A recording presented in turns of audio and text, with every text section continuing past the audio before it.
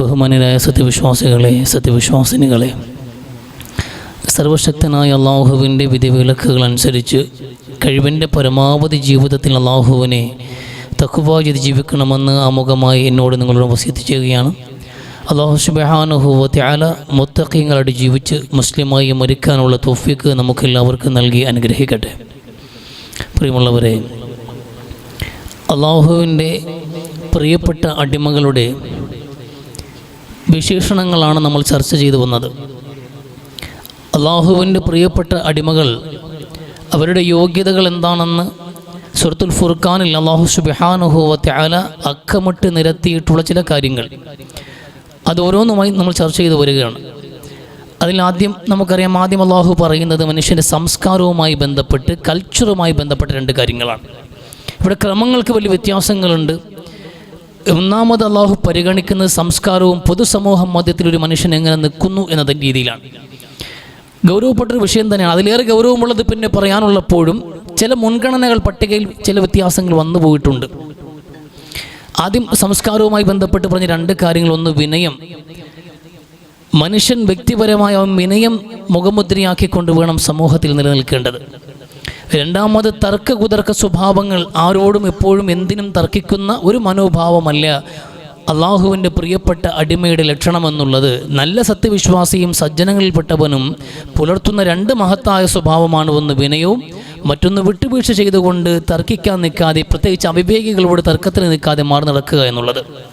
പിന്നെ രണ്ട് കാര്യങ്ങൾ പറഞ്ഞു. ആദ്യത്തെ രണ്ട് കാര്യം സംസ്കാരവുമായി ബന്ധപ്പെട്ട് നിൽക്കുമ്പോൾ, പിന്നെ പറഞ്ഞ രണ്ട് കാര്യങ്ങളും ഭക്തിയുമായി ബന്ധപ്പെട്ട് നിൽക്കുന്ന കാര്യങ്ങളാണ്.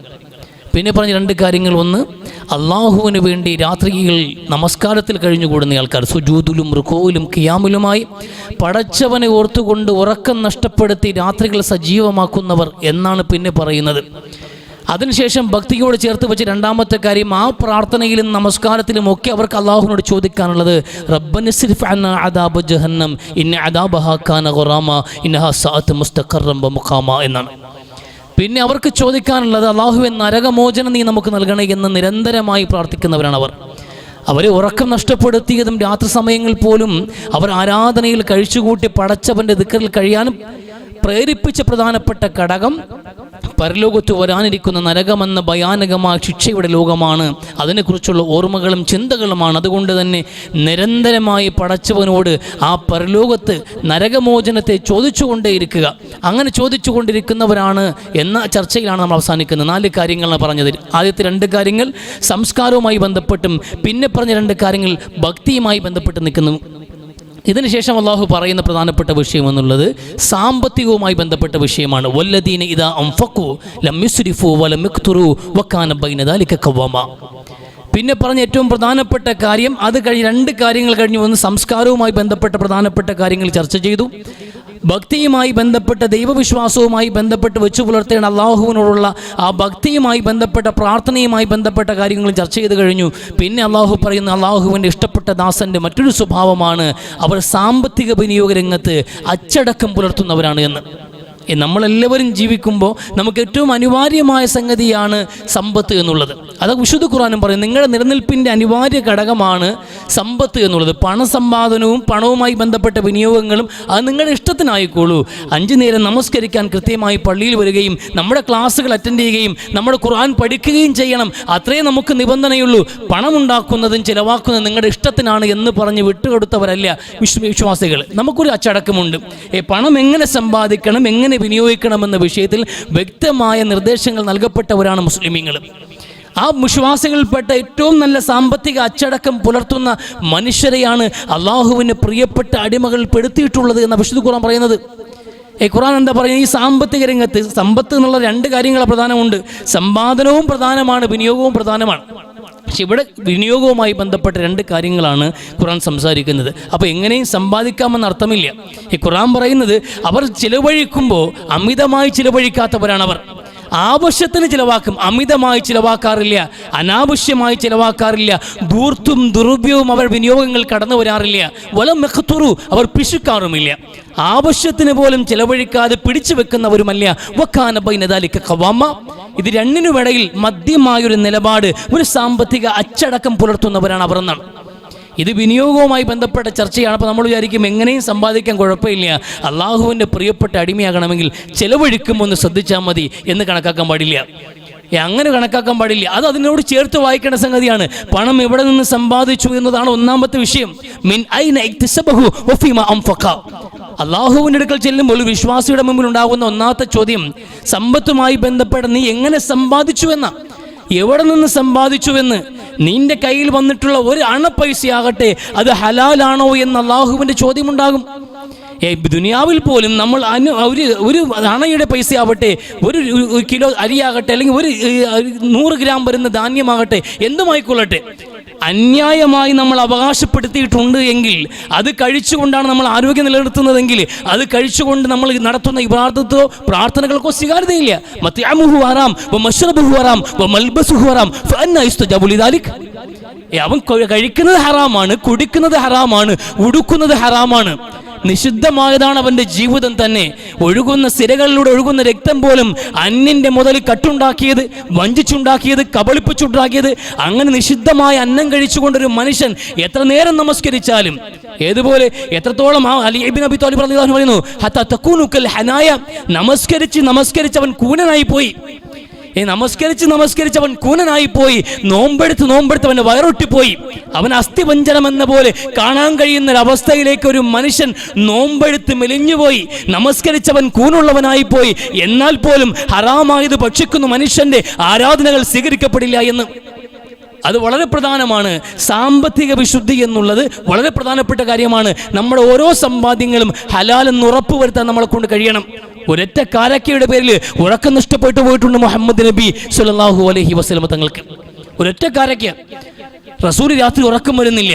വീട്ടിൽ ഇങ്ങനെ റസൂൽ രാത്രി ഉലാത്താണ്, നടക്കുകയാണ് ഇങ്ങനെ അങ്ങോട്ടും ഇങ്ങോട്ടും. ടെൻഷനാണ് റസൂലിന്. റസൂൽ ഈ വൈകിയ വേളയിലും എന്താണങ്ങ് ഉറങ്ങാത്തതെന്ന് റസൂലിനോട് ചോദിക്കപ്പെട്ടപ്പോൾ റസൂല് പറഞ്ഞത്, എൻ്റെ വീട്ടിനകത്ത് കിടന്നൊരു കാരക്ക ഞാൻ എടുത്ത് കഴിച്ചു. ഒരു ഈന്തപ്പഴം വിശന്നിരുന്നപ്പോൾ ഒരു ഈന്തപ്പഴം ഞാൻ എടുത്ത് കഴിച്ചുപോയി. എൻ്റെ വീട്ടിൽ ഈന്തപ്പഴമുണ്ട്, പക്ഷെ ആ കൂട്ടത്തിൽ എൻ്റെ വീട്ടിൽ സൂക്ഷിക്കപ്പെട്ട സക്കാത്തിൻ്റെ കൂടി ഈന്തപ്പഴങ്ങൾ ഉണ്ടായിരുന്നു. എൻ്റെ വീട്ടിൽ ശേഖരിച്ചിട്ടുള്ള കഴിക്കാനുള്ള ഭക്ഷണമായി ഈന്തപ്പഴങ്ങളുണ്ട്. അതിന് പുറമേ തന്നെ സക്കാത്തിൻ്റെതായി വന്നിട്ടുള്ള ഈന്തപ്പഴങ്ങളുമുണ്ട്. എനിക്ക് അനുവാദമില്ല അത് കഴിക്കാൻ. അത് സാധുക്കളുടെ അവകാശമാണ്. ഞാൻ കഴിച്ച ആ ഒരേ ഒരു ഈത്തപ്പഴമുണ്ടല്ലോ, അതെൻ്റെ മിച്ചത്തിൽപ്പെട്ടതാണോ, അതേ സക്കാത്തിൻ്റെ കൂട്ടത്തിൽപ്പെട്ടതാണോ എന്ന ആ ചിന്തയാണ് എൻ്റെ ഉറക്കം നഷ്ടപ്പെടുത്തിയത് എന്ന് മുഹമ്മദ് നബി സ്വല്ലല്ലാഹു അലൈഹി വസല്ലം. നമുക്കങ്ങനെ ഒരു വിഷമം തോന്നിയിട്ടില്ലല്ലോ. എങ്ങനെയും തിന്നണമെന്നേ ഉള്ളൂ, എങ്ങനെയും സമ്പാദിക്കണമെന്നുള്ളൂ. ആരെയും പറ്റിച്ചാലും തട്ടിച്ചാലും കുഴപ്പമില്ല. എങ്ങനെയും പണം സമ്പാദിച്ച് മൃഷ്ടാംഗ ഭോജനം നടത്തി ഉണ്ട് സുഖമായി ഉറങ്ങണം, അതേ നമ്മൾക്കുള്ളൂ.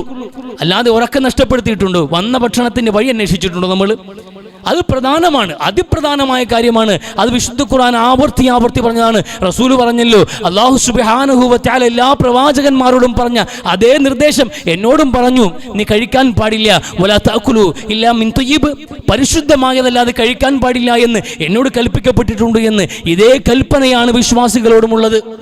പ്രവാചകന്മാരെല്ലാവരോടും പറഞ്ഞത് എന്നോടും പറഞ്ഞു, നിങ്ങളോടും അതേ അള്ളാഹുവിന് പറയാറുള്ളൂ. കുലൂ മിനത് തയ്യിബാത്ത്, പരിശുദ്ധമായതേ നിങ്ങൾ കഴിക്കാവൂ. നിങ്ങൾ സമ്പാദിക്കുന്ന പൈസകൾ അത് ഹലാലായിരിക്കണമെന്ന വിഷയത്തിൽ അള്ളാഹു നിർബന്ധ ബുദ്ധിയുണ്ട്. ഇത് യാ അയ്യുഹന്നാസ്, ജനങ്ങളെ എന്നുകൂടി വിളിച്ച് സംസാരിച്ചു. പിന്നീട് അള്ളാഹു അമ്പിയാക്കളോട് പറഞ്ഞു, മുഹമ്മദ് നബിയോട് പറഞ്ഞു, അള്ളാഹുവിലും അന്ത്യദിനത്തിലും വിശ്വസിക്കുന്ന വിശ്വാസികളോടും പറഞ്ഞു, നിങ്ങൾ സാമ്പത്തിക രംഗത്ത് വിശുദ്ധി പുലർത്തണമെന്ന്. എന്നിട്ട് നിങ്ങൾ വിശ്വസിച്ചാലും ഇല്ലെങ്കിലും പൊതുസമൂഹമേ, ജനങ്ങളെ എന്ന് വിളിച്ചിട്ട് പറയണം, നിങ്ങൾ പരസ്പരം അന്യോന്യം മോശമായ രീതിയിൽ, അന്യായമായ രീതിയിൽ സമ്പാദിക്കാനോ കഴിക്കാനോ പാടില്ല എന്ന് ജനങ്ങളോടും പറയണത്. ജനങ്ങളോടും അല്ലാഹു വിളിച്ചു പറഞ്ഞു. കാരണം അത് സാമ്പത്തിക രംഗത്ത് ഒരു മനുഷ്യൻ അക്രമം തുടങ്ങി വെച്ചാൽ അത് സമൂഹത്തെ നാനാവിധത്തിൽ ബാധിക്കും. എല്ലായിടത്തും അതിൻ്റെ ധ്വനികൾ ഉണ്ടാകും. ഒരാൾ മറ്റുള്ളവരോട് കാണിക്കുന്ന അക്രമം സാമ്പത്തിക രംഗത്ത് അയാൾക്ക് ക്ഷീണമുണ്ടാക്കും, അയാൾ ആക്രമിക്കാനും അല്ലെങ്കിൽ അക്രമം കാണിക്കാനും പ്രേരിപ്പിക്കും. പലതരത്തിലുള്ള പ്രശ്നങ്ങളുടെ തുടക്കമാകും. അതുകൊണ്ട് അത് പറഞ്ഞത്. ഇത് രണ്ടാമത് കാര്യമാണ്. വിശുദ്ധ ഖുർആൻ ഇവിടെ എടുത്തു പറഞ്ഞ ഇബാദുർ റഹ്മാൻ, അള്ളാഹുവിന് പ്രിയപ്പെട്ട ദാസന്മാരുടെ ആ അച്ചടക്കമുണ്ടല്ലോ, സാമ്പത്തിക വിനിയോഗ രംഗത്താണ് ഇവിടെ ചർച്ച എടുക്കുന്നത്. വല മിസ്രിഫു, അവരൊരിക്കലും ധാരാളിത്തം കാണിക്കില്ല, അമിതമായി ചിലവാക്കില്ല, ആവശ്യത്തിനാകാമല്ല. നമ്മുടെ പൈസയാണ്, നമ്മൾ സമ്പാദിച്ചതാണ്, ഇത് ഹലാലായ പണമാണ്. ഞാൻ വിദേശത്ത് പോയി കഷ്ടപ്പെട്ട് വിയർപ്പ് ചിന്തി ഞാൻ ഉണ്ടാക്കിയതാണ്, ചോര നീരാക്കി ഉണ്ടാക്കിയതാണ്. ആയിക്കോട്ടെ, നമ്മുടെ പൈസയാണ്, നമ്മൾ അധ്വാനിച്ചുണ്ടാക്കിയ പൈസയാണ്, ഞാൻ കഷ്ടപ്പെട്ട് കൂലിപ്പണിക്ക് പോയിട്ടാണ്, കച്ചവടം ചെയ്തിട്ടാണ്, അങ്ങനെ ഞാൻ സമ്പാദ്യമാണ്, യഥേഷ്ടം ഞാൻ ചിലവാക്കും. അങ്ങനെ നമ്മൾ ചിന്തിക്കാനേ പാടില്ല. ഈ അള്ളാഹു ഓരോ മനുഷ്യർക്ക് ഓരോ നിഅമത്തായി നൽകുന്നതാണ്, ഈ അനുഗ്രഹമായി നൽകുന്നതാണ് സമ്പത്ത് എന്നുള്ളത്. അതിന് ചില കാര്യകാരണങ്ങളുണ്ടാകും. ഒരേ സമയത്ത് ഒരേ രീതിയിൽ അധ്വാനിക്കുന്ന രണ്ടു പേർക്ക് ഒരേ കണക്കിന് അള്ളാഹു സമ്പാദ്യം കൊടുക്കാറില്ല. പലരും തോറ്റുപോകാറുണ്ട്, ചിലരൊക്കെ രക്ഷപ്പെട്ടു പോകാറുമുണ്ട്. അള്ളാഹു നൽകുമ്പോൾ അവൻ അഹങ്കരിക്കുകയും അള്ളാഹു ഇവിടെ വലിപ്പം കാണിക്കുകയും അവൻ ആ നിലത്തിൽ ജീവിക്കുകയും ചെയ്തു കഴിഞ്ഞാൽ അള്ളാഹുവിന് ഇഷ്ടപ്പെടില്ല. അതിൽ നമ്മൾ വളരെ ഗൗരവത്തോടെ കാണേണ്ട ഒരു വിഷയമാണ്. മുസ്അബ് ബിൻ ഉമൈർ റളിയല്ലാഹു തആല അൻഹു അള്ളാഹുവിന്റെ റസൂൽ സദസ്സിലേക്ക് വന്നു. റസൂലിന്റെ സദസ്സിൽ വന്നു. വലിയ സദസ്സാണ്. ആ സദസ്സിൽ ഒരുപാട് സഹാബാക്കളുണ്ട്. മുസ്അബ് ബിൻ ഉമൈർ എന്ന സഹാബി വന്നു. പ്രവാചകൻ ഏറ്റവും പ്രിയപ്പെട്ട സഹാബാക്കൾ ഒരാളാണ്. കാരണം അത്രയും നല്ല മനുഷ്യനാണ് മുസ്അബ് ബിൻ ഉമൈർ റളിയല്ലാഹു അൻഹു.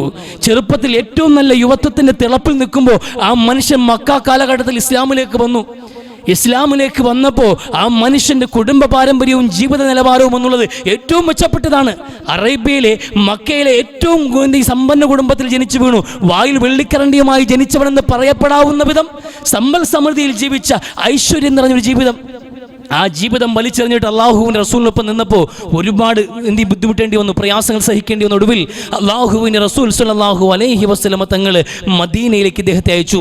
മദീനയിൽ ജനങ്ങളെ ഇസ്ലാം പഠിപ്പിക്കാൻ വേണ്ടി റസൂൽ പോയിട്ടില്ല. മദീനയിൽ പോയി പടിപ്പടിയായി അദ്ദേഹം മനോഹരമായി അവധാനതയോടെ കാര്യങ്ങളെടുത്ത് പറഞ്ഞു കൊടുത്തു, പഠിപ്പിച്ചു. റസൂൽ ചെല്ലുമ്പോൾ റസൂലിനെ സ്വീകരിക്കാൻ 100-ലേറെ മുസ്ലിമീങ്ങളെ അവിടെ സൃഷ്ടിക്കുന്നതിൽ ഈ മനുഷ്യൻ്റെ മുസ്അബ് ബിൻ ഉമൈറിൻ്റെ സംഭാവനയുണ്ട്. മക്കയിൽ പ്രൗഢിയുള്ള ഒരു കാലഘട്ടത്തിൽ ജീവിച്ചു പോയ മനുഷ്യനാണ് പിന്നെ മദീനയിലെ റസൂലിന്റെ സദസ്സിലേക്ക് കടന്നു വരുന്നത്. ആ മനുഷ്യന്റെ വസ്ത്രം കണ്ട് റസൂൽ കരഞ്ഞുപോയി. ആ മനുഷ്യന്റെ രൂപം കണ്ടിട്ട് കണ്ണുകൾ കുഴിഞ്ഞ് കവിൾ കുഴിഞ്ഞൊരു മനുഷ്യൻ. അദ്ദേഹത്തിന്റെ വസ്ത്രത്തിലാണെങ്കിലോ മുട്ടുകാലിന് താഴെ കഷ്ടിച്ചെത്തുന്ന ആ വസ്ത്രത്തിൽ തന്നെ എത്രയോ ഓട്ടകൾ അടച്ചിരിക്കുന്നു. തുന്നി വെച്ച ഓട്ടകളുമായി ആ മനുഷ്യന്റെ ദയനീയമായ ഭാവം കണ്ട് റസൂൽ കരഞ്ഞുപോയി. എന്നിട്ട് റസൂൽ പറഞ്ഞത്, ഞാൻ മുസ്അബിനെ ആ പ്രമാണി കാലഘട്ടത്തിൽ, ആ പ്രതാപ കാലഘട്ടത്തിലെ ആ അവസ്ഥയും ഇന്ന് ഇസ്ലാമിലെ ഈ മനുഷ്യന്റെ ജീവിതവും കണ്ടപ്പോൾ ഞാൻ കരഞ്ഞു പോയതാണെന്ന്. എന്നിട്ട് റസൂൽ ചോദിക്കാണ്, സഹാബാക്കളെ, നിങ്ങൾക്കൊരു കാലഘട്ടം വന്നാൽ, ഒരു കാലഘട്ടം നിങ്ങൾക്ക് വരികയാണ്, അന്ന് പ്രഭാതത്തിൽ നിങ്ങളൊരു വസ്ത്രം എടുക്കുന്നു, പ്രദോഷത്തിൽ മറ്റൊരു വസ്ത്രവും എടുക്കുന്നു, ഒരു ദിവസം 2 ജോഡി വസ്ത്രം എടുക്കുന്ന ഒരു സാഹചര്യം നിങ്ങൾക്കുണ്ടായാൽ, അതേ കണക്കിന് നിങ്ങളിൽ നിന്ന് ഒരു പാത്രം എടുത്തു മാറ്റിയിട്ട് അതേ സമയത്ത് മറ്റൊരു പാത്രം ഭക്ഷണം വെക്കുന്നൊരു സാഹചര്യം ഉണ്ടായാൽ, നമുക്ക് നിറച്ച ആഹാരമാണ്, ഒരു നേരത്തെ ആഹാരം കഴിച്ചു കഴിയുമ്പോൾ തന്നെ അടുത്ത നേരത്തെ ഭക്ഷണം വിളമ്പി വെക്കാവുന്ന വിധം സൗകര്യപ്പെടുന്നൊരു കാലഘട്ടം. ഒരു നേരത്തെ ഭക്ഷണം കഴിക്കുമ്പോൾ തന്നെ നമുക്കിവിടെ അവസ്ഥയാണല്ലോ. ഒരു നേരം ആഹാരം കഴിക്കുമ്പോൾ അടുത്ത 2 നേരത്തെ ഭക്ഷണം നമുക്ക് സ്റ്റോറാണ്. അടുക്കളയിൽ വെന്ത് കഴിഞ്ഞിരിക്കുന്നു, ഫ്രിഡ്ജിൽ ഇരിക്കുന്നുണ്ട്, മാസക്കണക്കിനപ്പം നമ്മൾ സാധനം എടുക്കുന്നത്. 1 മാസം കഴിക്കാനുള്ളത് നമ്മുടെ അടുക്കളയിലും സ്റ്റോർ റൂമിലുമുണ്ട്. അങ്ങനെ സഹാബത്തിന്റെ അവസ്ഥ എന്ന് പറയുമ്പോൾ, ഒരു നേരം കഴിച്ച ഭക്ഷണത്തിന്റെ പാത്രം എടുക്കുമ്പോൾ അടുത്തത് വെക്കാവുന്നൊരവസ്ഥയിലേക്ക് നിങ്ങൾ ഉയർന്നാലെന്ന്, അത് സങ്കല്പിക്കാനാണ് പറഞ്ഞത്. ആ സങ്കല്പത്തിൽ പോലും വന്നതില്ല. ഒരു നേരം കഴിച്ചു കഴിഞ്ഞാൽ അടുത്ത നേരത്തെ ഭക്ഷണത്തെക്കുറിച്ച് അവർക്ക് കണക്കാക്കാൻ പോലും കഴിയില്ല, അത്രയും പരമദാരിദ്ര്യം. ആ സഹാബത്തിനോട് റസൂൽ പറയാണ്, ഒരു പാത്രം എടുത്തു മാറ്റിയാൽ അടുത്ത പാത്രം വെക്കുന്നൊരവസ്ഥയിലേക്ക്, കഅബയെ അണിയിക്കുന്നത് പോലെ മനോഹരമായ കർട്ടനുകൾ കൊണ്ട് നിങ്ങളുടെ വീടുകൾ അലങ്കരിക്കുന്നൊരവസ്ഥയിലേക്ക് നിങ്ങളുടെ ജീവിതം മെച്ചപ്പെട്ടാൽ എങ്ങനെയുണ്ടാകും സഹാബാക്കളെ എന്ന് അള്ളാഹുവിൻ്റെ റസൂലിന് സഹാബാക്കൾ പറഞ്ഞു. റസൂലെ, അന്നാണ് നമ്മൾ ഏറ്റവും നന്നായി ജീവിക്കുക, അന്ന് നമുക്ക് ഐശ്വര്യമുണ്ടാകും ജീവിതത്തിൽ, അതുകൊണ്ട് ഒരുപാട് ഇബാദത്തിന് സമയം ഉണ്ടാവുമെന്ന്. നമ്മൾ പള്ളിക്കകത്ത് ഇബാദത്തിനിരിക്കാൻ ജീവിതത്തിൻ്റെ പ്രയാസങ്ങൾ, ഉപജീവനത്തിൻ്റെ ബുദ്ധിമുട്ടുകളില്ലാതെ ആ കാലഘട്ടം ഉണ്ടായാൽ നമ്മൾ ആരാധനയിൽ മുഴുകുന്നത് കാണാൻ കഴിയുമെന്ന് പുണ്യ നബി സ്വല്ലല്ലാഹു അലൈഹി വസല്ലം തങ്ങൾ പറഞ്ഞു. ഇല്ല, ഞാൻ നിങ്ങൾക്ക് ഈ ദാരിദ്ര്യമാണ് ഇഷ്ടപ്പെടുന്നത് എന്ന്. ഈ ദുനിയാവ് തുറക്കപ്പെട്ട് കഴിഞ്ഞാൽ നിങ്ങൾക്കുണ്ടാകുന്ന നാശത്തെയാണ് ഞാൻ ഭയപ്പെടുന്നത് എന്ന് കിസ്രയുടെയും കൈസറിന്റെയും സിംഹാസനങ്ങൾക്കടിയിൽ ഒളിപ്പിച്ചിരുന്ന ഖജനാവിന്റെ നിധികുംഭങ്ങൾ അല്ലാഹുവിൻ റസൂലിന്റെ സഹാബാക്കൾ വിജയക്കൊടി ബാധിച്ചിട്ട് എടുത്തുകൊണ്ടുവന്നു ഉമർ ബിൻ ഖത്താബിന്റെ മുമ്പിൽ കൊണ്ടിടുമ്പോൾ ഉമർ മാത്രം കരഞ്ഞു, എല്ലാവരും ഉറക്കി ചിരിച്ചു. വിജയത്തിന്റെ സന്തോഷത്തിൽ കുമിഞ്ഞുകൂടിയ സ്വർണ്ണക്കനികളുടെ മുമ്പിൽ നിന്നുകൊണ്ട് വിശ്വാസികൾ ചിരിക്കുമ്പോൾ ഉമർ മാത്രം മാറി നിന്ന് കരയുന്നത് കണ്ടിട്ട്, എന്തിന് കരയണം അമീറുൽ മുഅ്മിനീൻ, ഇത് വിജയത്തിന്റെ നാളാണ്, വിശ്വാസികളുടെ വിജയത്തിന്റെ ദിവസമാണ്, ഇന്ന് ചിരിക്കണ്ടേ നമ്മൾ, ഇന്ന് സന്തോഷിക്കണ്ടേ നമ്മളെന്ന് ഉമർ ബിൻ ഖത്താബ് റളിയല്ലാഹു അൻഹു പറഞ്ഞു.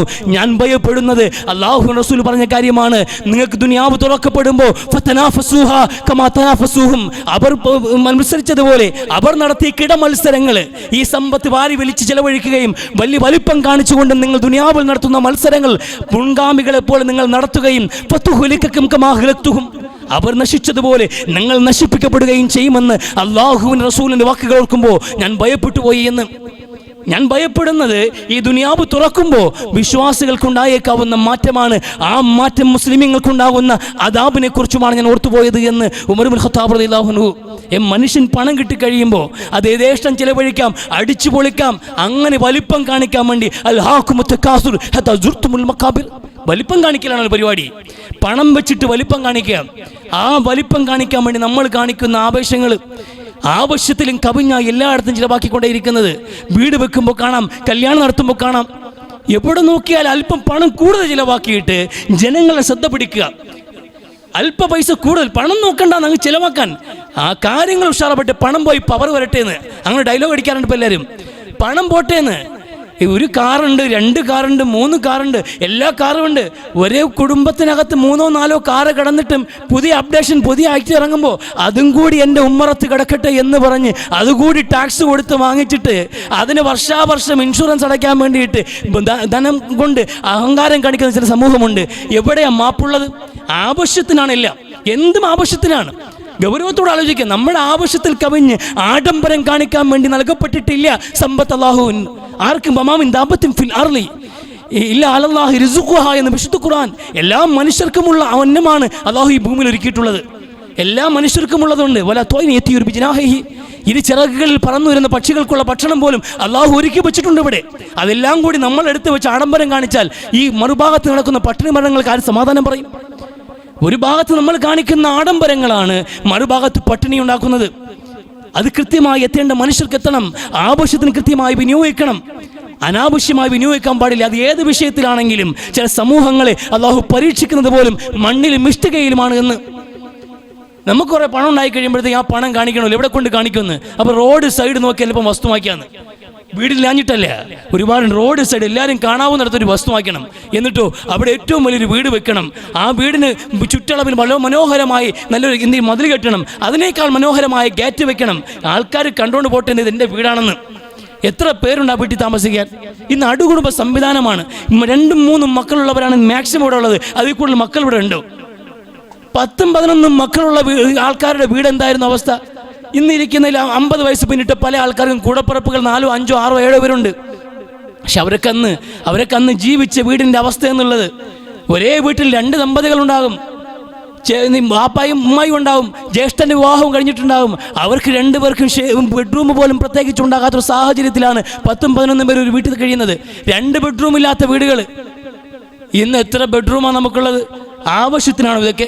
ആവശ്യത്തിനാകാം എന്തും അനുവദിക്കുന്നുണ്ട്. ആവശ്യം നിങ്ങൾക്ക് അല്ലാഹു പണം നൽകിയിട്ടുണ്ട്. ആ പണം വിനിയോഗിക്കാം. അതിങ്ങനെ ചുമ്മാ വെച്ചിരിക്കാനുള്ള നിധിയാക്കാനുള്ളതല്ല. നിങ്ങൾക്ക് ആവശ്യത്തിന് വിനിയോഗിക്കാം. അനാവശ്യത്തിന് ആൾക്കാരുടെ കൈയടിക്കാൻ വേണ്ടി ജനങ്ങൾ ശ്രദ്ധ പിടിക്കാൻ വേണ്ടിയിട്ട് അങ്ങനെ നടത്താനുള്ളൊരു മത്സരത്തിൻ്റെ മേഖലയല്ല. അതേയല്ല, ഒരു കാരണവശാലും അങ്ങനെയല്ല. വ്യക്തമായ ഒരു സാമ്പത്തിക അച്ചടക്കം നമ്മൾ പുലർത്തണം. ഇത് അപ്പർ ക്ലാസിൻ്റെ ലൈഫ് സ്റ്റൈലായി പറഞ്ഞത്. ഈ വിധത്തിൽ ജീവിക്കുന്നത് ഈ മിഡിൽ ക്ലാസിൻ്റെ അവസ്ഥയും താരതമ്യേന ഇതേ അവസ്ഥയാണ്.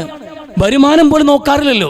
വരവ് എവിടെ നിന്ന് വരുന്നു എന്ന് നോക്കാതെ അപ്പർ ക്ലാസ് ലൈഫ് കണ്ടിട്ട് അതേ രീതിയിൽ ജീവിക്കാനുള്ള ആഡംബര തുരയിൽ വരുമാനത്തിൻ്റെ വഴിയറിയാതെ വിനിയോഗിച്ചുകൊണ്ടിരിക്കുകയാണ്. വീട്ടിലെ പെണ്ണുങ്ങൾ പ്രത്യേകം ശ്രദ്ധിക്കേണ്ട ഒരു മേഖലയാണത്.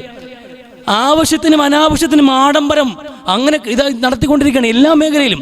വസ്ത്രമാണെങ്കിൽ ആഡംബരം. ഒരു വിശേഷം വന്നാൽ എത്രയോ വിശേഷങ്ങൾ വരും. നമ്മുടെ കുടുംബത്തിനകത്ത് കല്യാണങ്ങളുണ്ട്, മറ്റ് പരിപാടികളുണ്ട്. ഏത് പരിപാടിക്ക് പുറത്തിറങ്ങണമെങ്കിലും പുതുവസ്ത്രം വേണമെന്നുള്ള കൺസെപ്റ്റ്, ആ ഒരു കാഴ്ചപ്പാടിൽ സ്ത്രീകളെത്തുന്നു. പുതിയതില്ലാതെ പോവില്ല. എത്ര വരുമാനമുണ്ട് മിഡിൽ ക്ലാസ്സിന്? കടമാണ്. ഒട്ടുമിക്ക ആൾക്കാരും ഈ ഒരു അച്ചടക്കം പുലർത്താത്തത് കൊണ്ട് തന്നെ വലിയ സാമ്പത്തിക ബാധ്യതയിൽ കടന്നു പോകുന്നുണ്ട്. ഒരു മനുഷ്യൻ ഇഷ്ടപ്പെടുന്നതെല്ലാം കഴിച്ചാൽ തന്നെ അവൻ ആഡംബരം കാണിച്ചു എന്ന ഉമർ ഇബ്നുൽ ഖത്താബ് റളിയല്ലാഹു അൻഹു പറഞ്ഞത്. ആഗ്രഹിക്കുന്നതെന്തും തിന്നാൻ ഒരു മനുഷ്യൻ തീരുമാനിച്ചാൽ അവൻ ആഡംബരം കാണിച്ചിരിക്കുന്നു എന്ന്. അത് ഉമർ റളിയല്ലാഹു അൻഹുവിൻ്റെ സ്റ്റേറ്റ്മെന്റ്.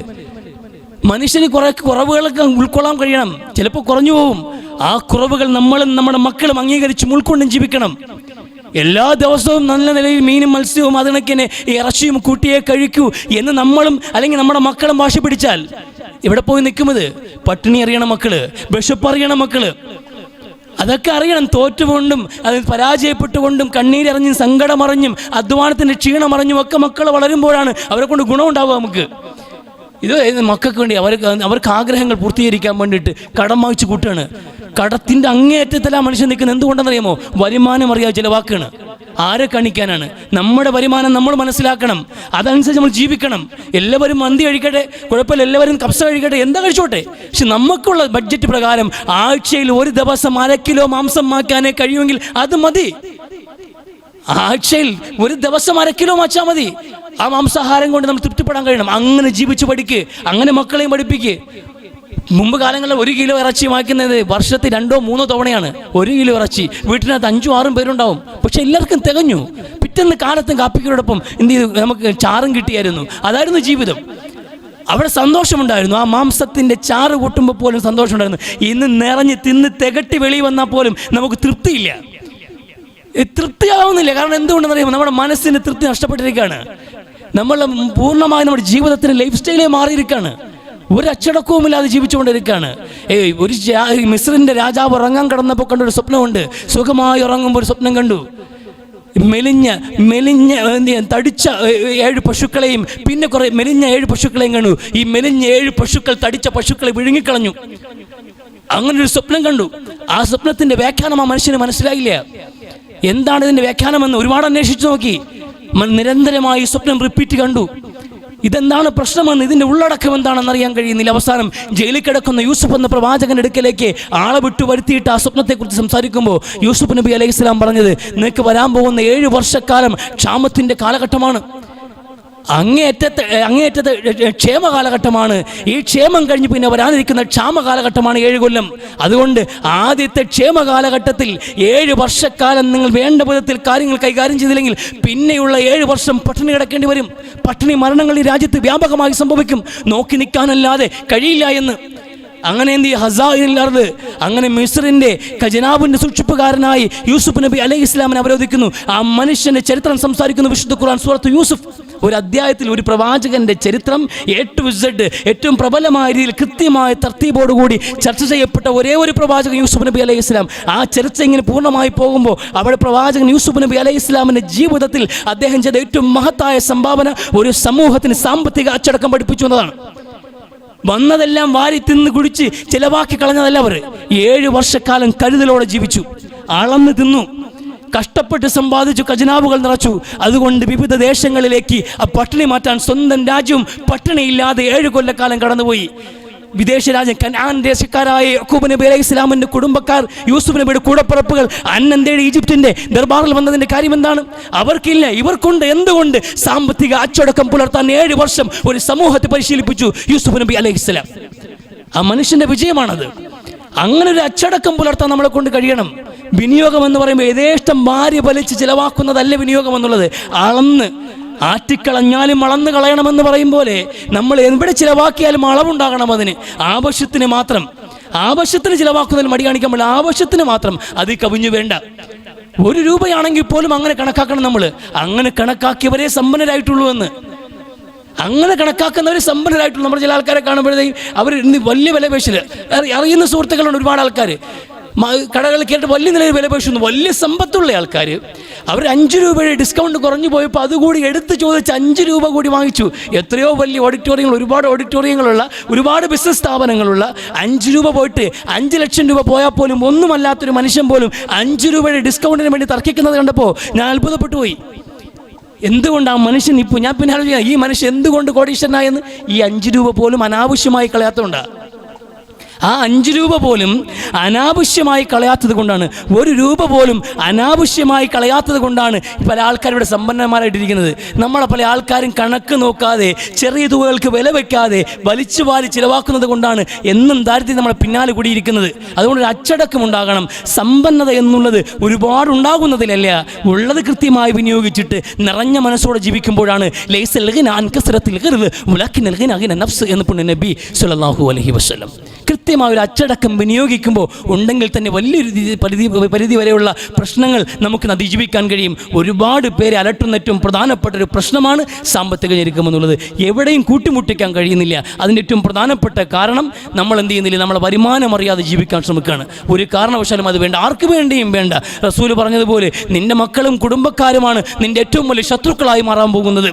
അവർക്ക് വേണ്ടിയാണ് നീ നിന്റെ ദുനിയാവും ആഖിറവും നഷ്ടപ്പെടുത്താൻ പോകുന്നത് എന്ന്. മനുഷ്യന്മാർ കൊണ്ട് കൂട്ടിയാൽ കൂടുന്ന ഒരു ലിമിറ്റുണ്ട്, അതിനപ്പുറത്തൊന്നും പറ്റൂല, അതൊന്നും അതിനപ്പുറത്തൊന്നും സാധ്യമല്ല. അപ്പം നമ്മളൊരു തോൽവിയായിട്ട് അവരെ കണക്കാക്കി പിന്നെ കടം മറിക്കാനും ഇടം മറിക്കാനും കൈ നിൽക്കാത്തത് കൂട്ടാൻ നിൽക്കില്ല. എന്നെക്കൊണ്ട് ഇതേ സാധ്യമാവുള്ളൂ, എന്നെക്കൊണ്ട് ഇതേ പറ്റുള്ളൂ, എൻ്റെ മാക്സിമമാണ് ഞാൻ ട്രൈ ചെയ്യുന്നത്. അതുകൊണ്ട് നിങ്ങൾ എന്ത് ചെയ്യും, മക്കളെ തൽക്കാലം എന്ത് ചെയ്യുക, ഗവൺമെൻറ് സ്കൂളിൽ പഠിക്കുക. എനിക്ക് അവിടെ പ്രൈവറ്റിൽ വിടാനുള്ള കപ്പാസിറ്റി ഇല്ല, അവിടെ പഠിക്കുക.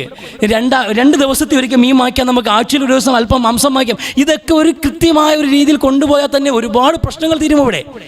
ഇതങ്ങനെയെങ്ങും അല്ലല്ലോ, ഇതങ്ങനെയെങ്ങും അല്ല, ഇതങ്ങനെ കണക്കില്ലാതെ ചിലവാക്കണം. അതുകൊണ്ട് കൃത്യമായിട്ട് അള്ളാഹുവിന് ഇഷ്ടപ്പെട്ട അടിമകളുടെ കൂട്ടത്തിൽപ്പെട്ട പറഞ്ഞ കാര്യമാണിത്. ഇത് നിങ്ങളുടെ സാമ്പത്തിക ഭദ്രതയും ജനങ്ങളുടെ സാമ്പത്തിക പ്രശ്നങ്ങൾ പരിഹരിക്കാൻ വേണ്ടി നടത്തിയ ചർച്ച പോലുമല്ല. അള്ളാഹുവിന് അവരെയാ ഇഷ്ടമെന്ന്. അള്ളാഹുവിന് ഇഷ്ടമുള്ള സമൂഹം എന്ന് പറഞ്ഞാൽ വാരി വലിച്ച് ചിലവാക്കുന്നവരല്ല, അനാവശ്യമായി പച്ചവെള്ളം പോലും നശിപ്പിക്കുന്നവരല്ല. ആവശ്യത്തിൽ കവിഞ്ഞ് പച്ചവെള്ളം പോലും വിനിയോഗിക്കുന്നത് ഇസ്ലാം അനുവദിക്കുന്നില്ല. വെള്ളമാണല്ലോ, ആവശ്യം പോലെ ഉണ്ടല്ലോ, ഇത് കേരളമാണല്ലോ എന്ന് കണക്കാക്കിയിട്ട് നിങ്ങൾ നടുകടലിലാണെങ്കിൽ പോലും, ഇനി സമൃദ്ധമായി ഒഴുകുന്ന പുഴയിൽ നിന്നാണ് ഒതു എടുക്കുന്നതെങ്കിൽ പോലും ആവശ്യത്തിനപ്പുറത്തൊരു ജലം, ഒരു തുള്ളി വെള്ളം പോലും കളയാൻ അനുവാദമില്ല. അങ്ങനെ അനുവദിക്കുന്നില്ല വിശുദ്ധ ഇസ്ലാം. അതുകൊണ്ട് ഗൗരവമുള്ളൊരു വിഷയമാണ് നമ്മുടെ സാമ്പത്തിക ക്രയവിക്രയങ്ങളിൽ കൃത്യമായ വിധത്തിൽ നമ്മൾ വ്യക്തമായ ഒരു കവാമ എന്ന് ഖുർആൻ പറഞ്ഞതുപോലെ ഒരു മധ്യ നിലപാട് സ്വീകരിക്കുക, വ്യക്തമായ ഒരു അച്ചടക്കം പുലർത്തുക. ആ ജീവിതത്തിലും പരലോകത്തും നമുക്ക് വളരെ സുരക്ഷിതത്വമുള്ള ഒരു ഭാവി നമുക്ക് ഉറപ്പുവരുത്തുന്നതിൽ വ്യക്തമായ ഒരു മാനദണ്ഡമാണ് അള്ളാഹു നമുക്ക് ഏറ്റവും പ്രിയപ്പെട്ടവരാക്കി മാറ്റാനും ഒരു കാരണമായി തീരും. അതുകൊണ്ട് ചിന്തിച്ച് പ്രവർത്തിക്കുക. തൗഫീഖ് നൽകി അനുഗ്രഹിക്കട്ടെ. ഇവിടെ സാമ്പത്തിക അച്ചടക്കവുമായി ബന്ധപ്പെട്ട് വിശുദ്ധ ഖുർആൻ രണ്ടാമത് പറഞ്ഞതുപോലെ മിഖ്തുറു, അവർ പിശുക്ക് വെക്കുന്നവരുമല്ല എന്നാണ്.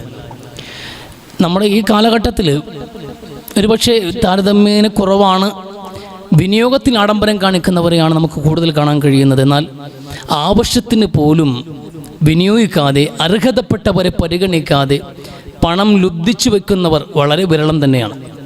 എന്നാൽ ഇല്ല എന്നല്ല, ഉണ്ട്. നമുക്കിടയിൽ വ്യാപകമായിട്ട് ഇന്നും എന്ത് ചെയ്യുന്നുണ്ട്, ഈ പണം ചെലവഴിക്കുന്നതിൽ വലിയ ലുബ്ധ പ്രകടിപ്പിക്കുന്ന ഒരുപാട് മനുഷ്യരുണ്ട്. അവരൊക്കെ പ്രതീക്ഷകളെന്ന് പറഞ്ഞാൽ ഇത് നമ്മുടെ ഭാവി ഇത് കൊണ്ടാണ് എന്ന് കണക്കാക്കിയിട്ടാണ് പലപ്പോഴും നമ്മുടെ സമ്പത്ത്, നമ്മുടെ കൺമുമ്പിൽ ഒരുപാട് മനുഷ്യരെ കണ്ടിട്ട് പോലും, അവരുടെ അവസ്ഥ കണ്ടിട്ട് പോലും നമ്മൾ കടമായോ ദാനമായോ പോലും സഹായിക്കാൻ തയ്യാറാകാതെ, സക്കാത്തുകളില്ല, സദക്കകളില്ല, കടങ്ങളില്ല, അങ്ങനെ ആർക്കും ഒന്നിനും പണം കൊടുത്തുള്ള ഒരു സഹായവും വേണ്ട, അത് കവിഞ്ഞുള്ള ബന്ധങ്ങളൊക്കെ മതി എന്ന് ഒരു തീർച്ച എടുക്കുകയും ഒരു തീരുമാനം, പ്രതിജ്ഞ എടുത്ത് ജീവിതം മുന്നോട്ട് കൊണ്ടുപോകുന്ന ആൾക്കാരുണ്ട്. ഈ കൊടുത്ത് ബന്ധങ്ങൾ നശിപ്പിക്കേണ്ട എന്നും, കടം കൊടുത്ത് ബാധ്യതകളാക്കണ്ട എന്നും, ദാനം ചെയ്ത് ഉള്ള പൈസ തീർക്കണ്ടെന്നും ചിന്തിക്കുന്ന ഒരുപാട് മനുഷ്യരുണ്ട്. അത് വലിയ അബദ്ധമായ രീതിയാണ്. അനാഥകളെയും അഗതികളെയും കണ്ണിലായി നടിച്ചുകൊണ്ട് കല്ല, അതിനുശേഷം ഖുർആൻ പറയാണ് കല്ല ബല്ല തുക്രിമൂന യതീമ വലാ തുഹദ്ദൂന അലാ തുആമിൽ മിസ്കിൻ. അഗതികളുടെ ഭക്ഷണത്തിൻ്റെ വിഷയത്തിൽ ഒരു ഗൗരവവും നിങ്ങൾ കാണിക്കുന്നത്, പരസ്പരം അവർക്ക് കൊടുക്കണമെന്ന വിഷയം ചർച്ച ചെയ്യുന്നില്ല. അനാഥ മക്കളെ ചേർത്ത് പിടിച്ചുകൊണ്ട് അവരെ കൂടി നിങ്ങളുടെ ഭക്ഷണത്തിൻ്റെ ഭാഗമാക്കാൻ നിങ്ങൾ ശ്രമിക്കുന്നില്ല. തഅക്കുലൂന തുറാസ അക്ലൻ, നിങ്ങൾ പാരമ്പര്യമായി കിട്ടിയ പണമുണ്ടല്ലോ വെട്ടി വിഴുങ്ങാണ് ഇരുന്ന്. വതുഹിബ്ബൂനൽ മാല ഹുബ്ബൻ ജമ, വല്ലാത്ത ഭ്രമമാണ് പണത്തിൻ്റെ വിഷയത്തിൽ നിങ്ങൾക്ക്. ഇന്നലിൽ മാലി ലറാബത്തുൻ കൽറാബത്തുൽ ഖംർ, മദ്യത്തിന് ലഹരി ഉള്ളതുപോലെ പണത്തിനൊരു ലഹരി ഉണ്ട് എന്ന് ഉമർ ബിൻ ഖത്താബ് റളിയല്ലാഹു അൻഹു. മനുഷ്യൻ ആ ലഹരിയിൽ ഇങ്ങനെ അഡിക്റ്റായി നിൽക്കുകയാണ്. പണം ഇങ്ങനെ പാരമ്പര്യമായി കിട്ടിയ പണം ഇങ്ങനെ കുമിച്ചു കൂട്ടി അക്കൗണ്ടിലാക്കി വസ്തുക്കളായി, സ്ഥാപന വിജംഗമ വസ്തുക്കളായി അവരൊക്കെ പേരിലാക്കി വെച്ചിട്ട് കൺമുമ്പിലുള്ള ആരെയും കാണാൻ കഴിയുന്നില്ല. അനാഥ മക്കളെ കാണാൻ കഴിയുന്നില്ല, അഗതികളെ കാണാൻ കഴിയുന്നില്ല, നിർധനരെ കാണാൻ കഴിയില്ല. ജീവിതത്തിന് രണ്ടറ്റം കുട്ടിമുട്ടിക്കാൻ വേണ്ടി കഷ്ടപ്പെടുന്ന, പെടാപ്പാടുപെടുന്ന നിർധനരെ കാണുന്നില്ല. അങ്ങനെ അവർക്ക് വേണ്ടി വിനിയോഗിക്കാൻ കൂടിയാണ് അള്ളാഹു നമ്മളെ പണം ഏൽപ്പിച്ചത് എന്ന ഗൗരവം നമ്മൾ വിട്ടുമറന്നു പോകുന്നു. നമ്മളിത് ഇങ്ങനെ വെട്ടി വിഴുങ്ങി സുഖിച്ചിരിക്കുകയാണ്. കല്ല ഇതാ ദുഃഖത്തിൽ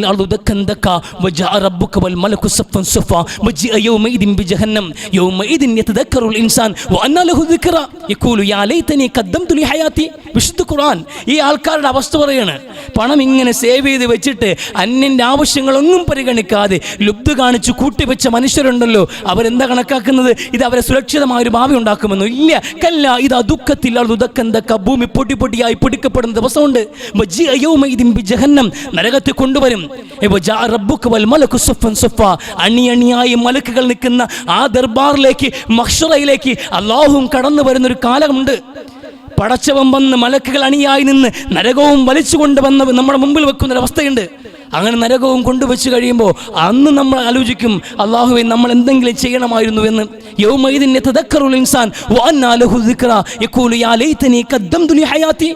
എന്തെങ്കിലുമൊക്കെ ദാനം ചെയ്യാമായിരുന്നല്ലോ, എന്തെങ്കിലുമൊക്കെ കർമ്മങ്ങൾ ചെയ്യാമായിരുന്നല്ലോ എന്ന് മനുഷ്യൻ ചിന്തിക്കുന്ന നിമിഷമാണ് അവിടെയെന്ന്. ആ പരലോകത്ത് പോയി വീണ്ടും വിചാരമുണ്ടായിട്ടൊരു കാര്യമില്ല. അള്ളാഹു മനുഷ്യൻ്റെ ഒരു സന്തുലിതത്വം വേണ്ടി. ഒരു മനുഷ്യൻ സാമൂഹിക ജീവിയാണ്. കൊണ്ടും കൊടുത്തും വാങ്ങിച്ചും എന്ത് ചെയ്യുക, കൊടുത്തുമൊക്കെയാണ് മനുഷ്യൻ ജീവിക്കേണ്ടത്. അതുകൊണ്ട് തന്നെ എല്ലാ മനുഷ്യനെയും ഈക്വലായ ഒരു സാമ്പത്തിക വിഭവം കൊടുത്തുകൊണ്ട് നിർത്തിയിട്ടില്ല. അത് സന്തുലിതമായ ഒരു അവസ്ഥ സൃഷ്ടിക്കില്ല ഈ സമൂഹത്തിൽ.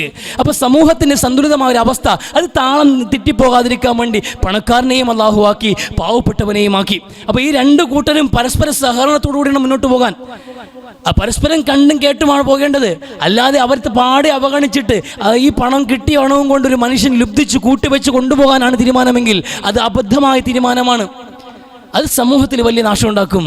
ജനങ്ങളെ കള്ളനും കൊള്ളക്കാരുമാക്കുന്നത് പലപ്പോഴും പണം തീരെ താഴേക്ക് വരാത്തപ്പോഴാണ്. ഈ താഴോട്ട് പണം വരുന്നേ ഇല്ല. ഇവിടെ നിന്ന് കൂടി ഊറ്റി വടിച്ചെടുത്ത് മുകളിലിരിക്കുന്നവർ കൊണ്ടുപോവുകയാണ്. ഈ രാജ്യത്തിൻ്റെ പ്രശ്നം തന്നെ അതല്ലേ? ഈ രാജ്യത്തിൻ്റെ ഏറ്റവും വലിയ പ്രശ്നം 10% താഴെ വരുന്ന അതിസമ്പന്നന്മാരായ കോടീശ്വരന്മാർ ഈ രാജ്യത്തെ സാധാരണക്കാരൻ്റെ ചോരയും നീരും കൂടി ഊർച്ചയെടുത്തുകൊണ്ട് പോകുമ്പോൾ ഇവിടെ പട്ടിണിയിൽ നിന്ന് പട്ടിണിയിലേക്ക് പോവാണ്. പിന്നെ പണത്തിന് വേണ്ടി സാധാരണക്കാരൻ കടിപിടി കൂടി അന്യോന്യം കൊന്നും കൊലവിളിച്ച് നടക്കാണ്. ഇവിടെ പണത്തിന് വേണ്ടിയാ, ജീവിക്കാൻ വേണ്ടിയാ. ഈ ദാരിദ്ര്യം ഉണ്ടായതിൻ്റെ കാര്യം പണം താഴേക്ക് വരണം. കൊടുത്തുകൊണ്ടിരിക്കുന്ന ജനങ്ങൾക്ക് സക്കാത്തുകൾ ഇവിടെ കൃത്യമായി നൽകപ്പെടണം. അത് കണക്കിന് സദക്കകൾ നൽകപ്പെടണം. മനുഷ്യൻ്റെ ആവശ്യങ്ങൾ കണ്ടറിഞ്ഞ് എന്ത് ചെയ്യും, പരിഹരിക്കാൻ കഴിയണം. എവിടെ നോക്കിയാലും എല്ലാത്തിലും കച്ചവടക്കണ്ണ്, എല്ലാത്തിലും ബിസിനസ്, എല്ലാത്തിലും ലാഭം നോക്കിയിരിക്കാൻ പാടില്ല. നമ്മൾ കച്ചവടക്കാരായിരിക്കും. സാധുക്കളെ ചില ആൾക്കാർക്ക് വിട്ടുവീഴ്ച ചെയ്യണം. കുറച്ച് ആൾക്കാർക്കെങ്കിലും ദാനം കൊടുക്കണം. ദാനം കൊടുത്ത് മുടിഞ്ഞുപോയ മനുഷ്യരില്ലെന്നേ. കച്ചവടത്തിലെങ്കിലും ദാനം ചെയ്ത് കച്ചവടക്കാരനാണ് ഇപ്പം അരി വിറ്റ് ജീവിക്കുന്നതാണ്. അതിൽ തന്നെ 10 രൂപയായിരിക്കും, അല്ലെങ്കിൽ 5 രൂപയായിരിക്കും 1 കിലോ അരിയില്ല, അല്ലെങ്കിൽ 2 രൂപയായിരിക്കും ലാഭം എന്നുള്ളത്. അതിൽ നിന്ന് 2 കിലോ അരി പോയാൽ എൻ്റെ കച്ചവടം പോയി എന്ന് കണക്കാക്കുന്നത് അബദ്ധമാണ്. ദാനം ചെയ്തൊരു മനുഷ്യന് നശിച്ചു പോയിട്ടില്ല. അള്ളാഹു നൽകും, അള്ളാഹുവിൻ്റെ ഗ്യാരണ്ടിയാണ്, അള്ളാഹുവിൻ്റെ ഉറപ്പാണ്. പാവങ്ങളെ കണ്ടറിഞ്ഞ് സഹായിക്കാൻ കഴിയണം. ബ്ലേഡ് ഇറക്കാൻ വേണ്ടി, കഴുത്തിറക്കാൻ വേണ്ടിയല്ല ഹോസ്പിറ്റൽ കെട്ടിവെക്കേണ്ടത്. അതിലൊരു യാതൊരു സേവനമുണ്ട്, ഒരു സേവനം കൂടിയുണ്ട്. പണക്കാരനാണ്, അവന് ചെയ്യുമ്പോഴത്തേക്കും പണം മാച്ചോ.